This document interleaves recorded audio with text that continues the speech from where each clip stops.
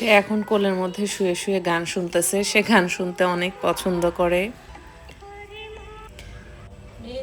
এত কিছু থাকার পরেও সে জুতার বক্সের মধ্যে ঘুমাবে, এটা তার অনেক প্রিয় একটা জায়গা। ঠিক আছে, ঘুমাক, একটু পরে রওনা দিব।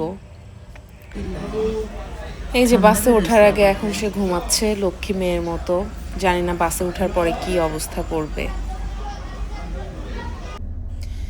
বাসে ওঠার পরে সে এখন দুধ খাচ্ছে। পেটটা ঠান্ডা থাকলে হয়তো বেশি একটা জ্বালাবে না।